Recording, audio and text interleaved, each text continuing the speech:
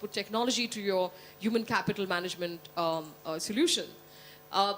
Increasingly, your line managers, the customers of HR, the customers of talent inside an organization are not going to have the patience to wait for you to be able to manage and find your talent over a period of time. They're going to need you to have all the analytics, all the data sitting in one place so that you can give them the talent now. They're not going to be able to wait for 1 month later, 3 months later, 5 months later. And to be able to deliver at that pace is going to be imperative for HR learning professionals to have, or talent managers, to know where their talent is sitting and what kind of skill sets you have inside the organization so that you have a repository of talent that is already available to you and you know where this talent is available.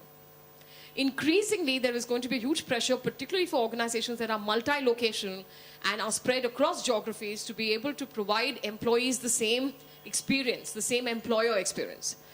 Again, to be able to give that, it's not going to be possible unless you're using technology. Needless to say, if you work for an organization that has a large number of employees, I mean, you know, in SR we've got 76,000 employees. If you're scaling up, if your organization is a growing organization, needless to say, technology ought to be your solution, because you can't do these kind of programs, you know, through offline sort of mechanisms. So the reasons for why technology in the context of talent management and trends for talent management in the future are many. I'm going to now give you a sense of what it is that we considered when we looked at talent. And I'm going to race through some of these slides, and we'll try and see how that works for you. So increasingly, there's a shifting focus from quantity of talent to quality and caliber of talent. There is a need to enable leadership continuity. So one of the big pieces you will find in the scorecards of leaders is how are they enabling, and if you look at top three items or challenges that keep CEOs awake through the night, various researchers you refer to, you will find capability of leadership talent, or finding the right talent, getting mentioned among the top 5 challenges that keep CEOs awake through night. So talent and finding the right talent, or having the right talent available inside the organization, those who are enculturized, those who are acclimatized to your organization's way of working, is a very significant requirement inside organizations. So continuity and business continuity by having a pipeline of leadership talent inside the organization is increasingly a huge requirement.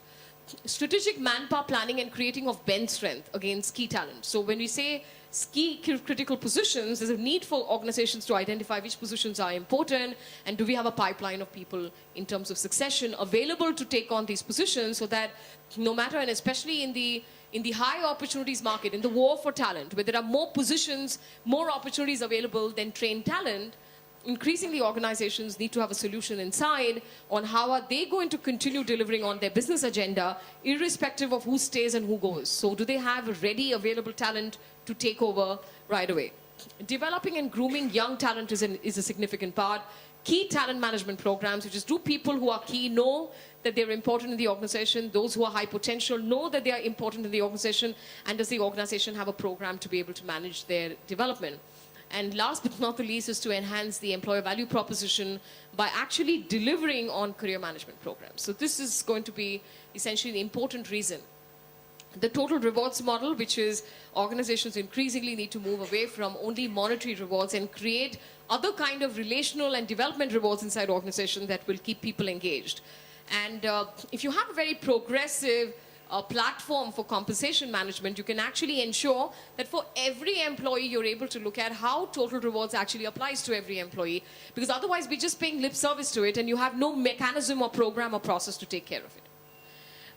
The strategic imperatives for technology we've already gone through. So I'm going to essentially say, when you're buying technology inside your organization, what would you typically be looking at? Ease of use, for sure. It's got to be an intuitive process. You know what I mean? It has to be an intuitive platform, which is, even if people are not very technology savvy, they got to be able to figure it out once they get there. So everybody wants a technology platform that's not looking very complicated. You know, when we implemented our performance management system using technology, we were advised by our IT. You know, our ERP was on SAP, and we were advised by our IT to use the SAP performance management process in the front end. And this was about 5 years ago. And I promise you, those look like hospital forms. And nobody wanted to use them. I mean, you know, they're frustrated. First of all, performance management is easily the most contentious, the most sensitive process inside an organization.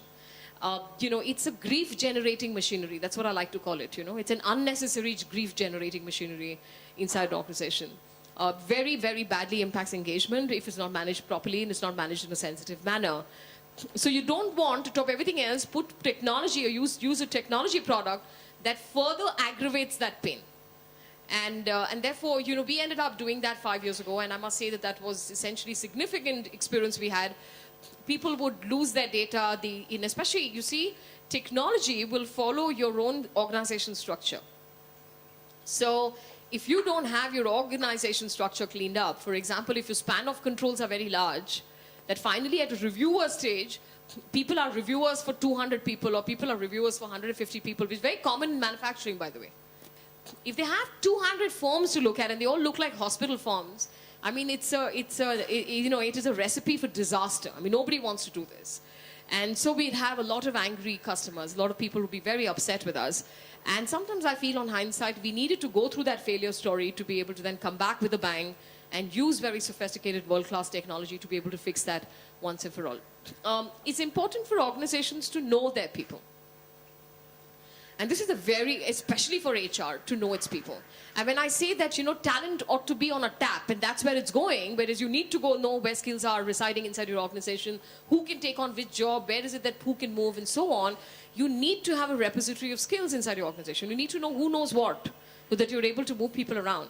One of the things that HR folks get accused of, and talent managers get accused of, is that they actually don't know their own talent.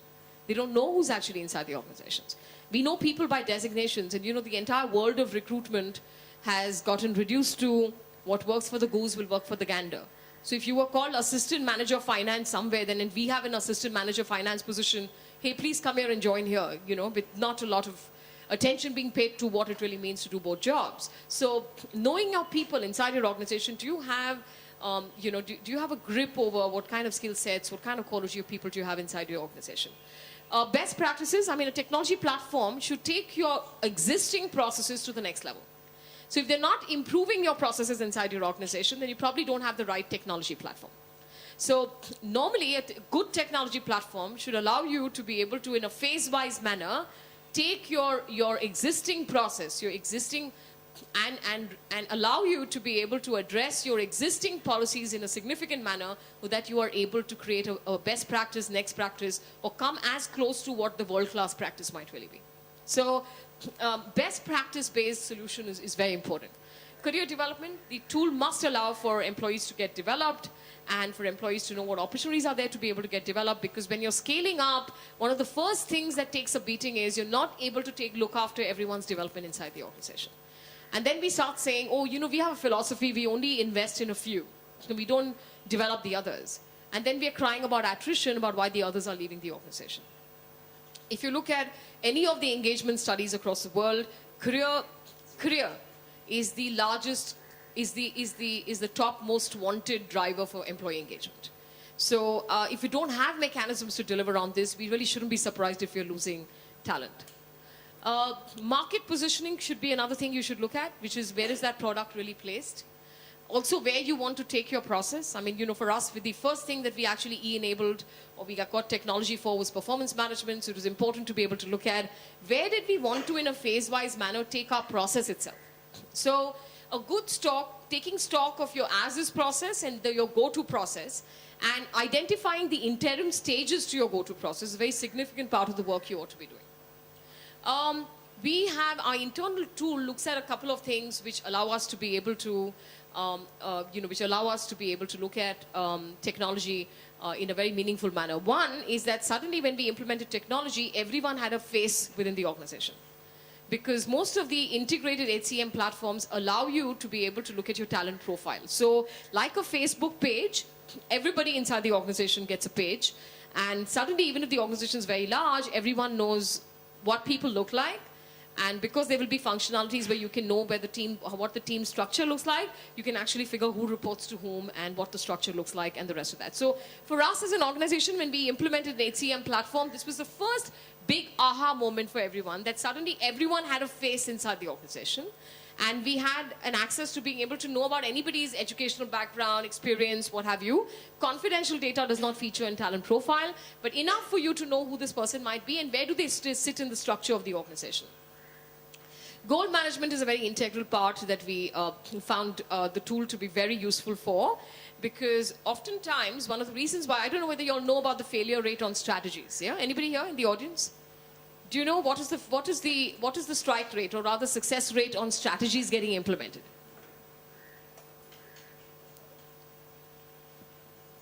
I mean, all organizations talk about strategy, right? A lot of people get very scared of the word, but I'm just saying, you know, organizations invest in strategic planning, in strategies, and then business strategy, and the rest of that before they create the annual business plan. You know what I mean? Your annual business plan is a subset of your strategy. So anyone here who knows what the success story on strategies is? Only 5% strategies actually get implemented or executed.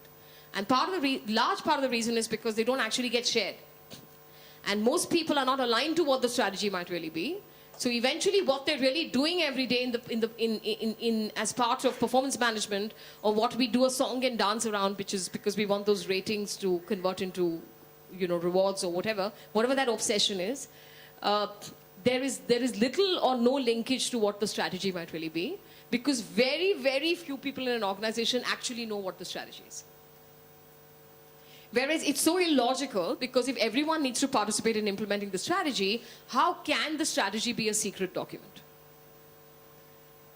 And obviously the business plan in turn. I mean, in some organizations, even the annual business plan is not shared with people. And again, the CEO scorecard, what is the CEO trying to achieve during the year? So this transparency upwards inside an organization is like a dark tunnel, you know what I mean? So a lot of people who are sitting down the hierarchy, they don't know besides their own boss, or maybe one level higher than that, they really don't know what is this business trying to achieve, right? What is their strategy? What is the annual business plan for the organization? What are the next 2-3 years? What are we trying to achieve here? Which numbers are we trying to chase, as a result of which kind of cascaded number that sits in my role is XYZ. They're not aware of that. They're not aware of those linkages. The first thing implementing technology really did for us is that it suddenly put a tunnel of light into that dark tunnel. Because the tool actually gives you transparency inside the organization, which is much needed. Because you can see the CEO scorecard, you can see the annual business plan, you can see one or two levels up, depending on what permissions you set to the tool, and you can see your colleagues' scorecards, and you can see the scorecards of people down the line, whoever reports into you. I mean, that is a lot of transparency around performance management and goal execution and the rest of that. Performance assessment, again, it happens systematically because you open windows, you close windows, you actually manage that through the year. And there is a particular date by which the window opens, and the forms arrive, and everybody starts off the process, and there's a date by which the window closes. So you can manage more discipline and time management along these processes. Otherwise, there's so much of indiscipline associated with this, and it causes so much of heartburn inside organizations. Finding successors. I mean, you know, once you have the profiles of everybody inside the organization sitting in the same platform, you can imagine the wealth of information you have as a talent manager. Because most of these tools have search functionalities that will allow you to just enter what the profile that you're looking for, and will give you a list of people across the organization, across SBUs, across verticals, who might fit that particular profile. So it actually makes your life very, very easy. Career development and planning, you can actually have a one-stop shop where you link not just your performance goals and your performance assessments, but you create development goals, you actually assign learning activities, people know what options are available. Oftentimes in organizations, people don't know what learning options are available inside the organization. All of it, this can become the repository of all of it sitting in one place, where you create a culture where not just performance goals, but development goals are also given equal importance in the organization, and you actually assign learning activities, and you actually monitor them from time to time. In some of the advanced HCM platforms, you can easily, from the tool itself, go to access an e-module or a video or whatever else that you might really want to access. So a lot of content you can access right there. So there can be some things that you register for offline, and there can be stuff that you can actually get online. Self-directed learning, so books, whole lot of other content that you can